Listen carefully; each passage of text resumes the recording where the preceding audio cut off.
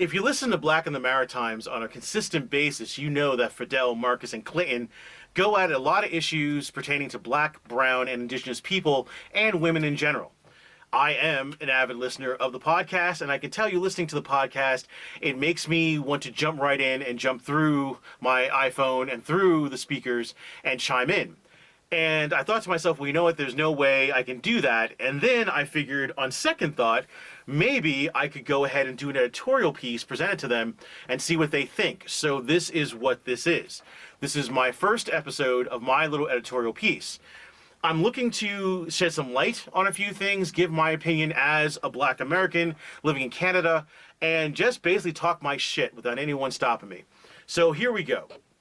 Basically, we're going to talk about just racism in general and the impact, briefly, that it's had upon my life systemically, and even here now currently in this world of where everyone loves everyone and no one sees color. Yeah, that doesn't really exist. So if we look at my parents were born in the 60s, raised in the 70s, had me in the late 70s and the 80s, and had my sister as well. I've seen my parents make excuses, deny opportunities, reject opportunities, and make really interesting decisions that I did not understand as a child as to why they didn't do or say or go for certain things. And as I've gotten older, I've realized that systemic racism particularly is responsible.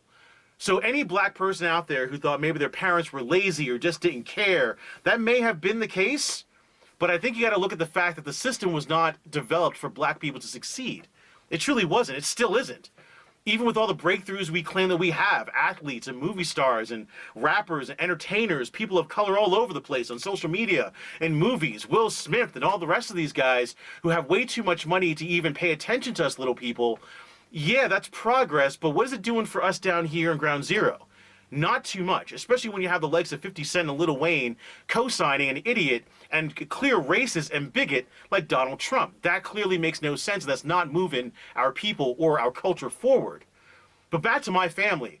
I am Scottish, Irish, Puerto Rican, and Native American, all rolled into a ball that you see before you that is classified as the American black male. I am an endangered species. I need to watch my ass constantly. I need to say the right things, do the right things, not look too hard at somebody, not stand too close, ask permission for anything and everything, and even still, I'm too black for white people and too white for certain black people. And that's the really fucked up thing about all this, is that the racist system that's set in place has even turned black people against their own kind. I literally, growing up, was exactly that. Too black for white people and too black for black people. I remember being in middle school and had a kid literally tell me I'm a white kid stuck in a black kid's body. Now, he was a kid. He didn't know any better. I get to high school, and I have kids in the 90s in high school shitting on me because I had proper diction. That's a problem. That's what racism does. It makes you crabs in a bucket. It makes everyone claw to the top and do whatever they have to do to get there. And if you look at my family and my situation, my parents, like I said, should have been a lot better and a lot stronger and a lot more ahead than they ended up being. Now, the one thing they did do was give my sister and I this incessant programming of that you can do and be anything you want. That's great. That's fantastic. But they forgot to tell us about the fact that racism is still going to be there when you get older. And maybe they did tell us, and maybe I just didn't listen. But racism hasn't gone anywhere. I have a last name of McCall. It's a Scottish last name. Like I said, I'm part Scottish on my father's side. I literally have had white people throughout my entire life ask me, where did I get that name? As if I jumped someone in an alley and stole it. So from my late teens to now my adulthood, when someone asks me that stupid fucking question, I tell them point blank. My parents took a bunch of names, put them on little white pieces of paper, folded them in half, put them in a fishbowl, and picked out the fucking name McCall. And that's how I got it. And I'm dead serious when I say it. Because a dumb question deserves an even dumber answer.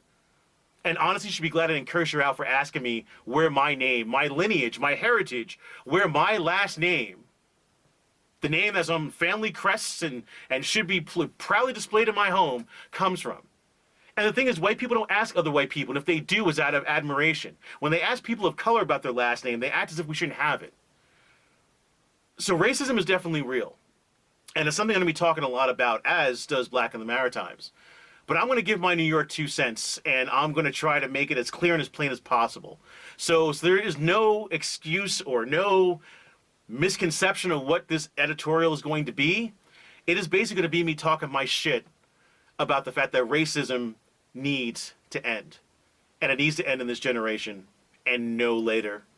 And the sooner the better. Thanks for listening. Take care. And until next time.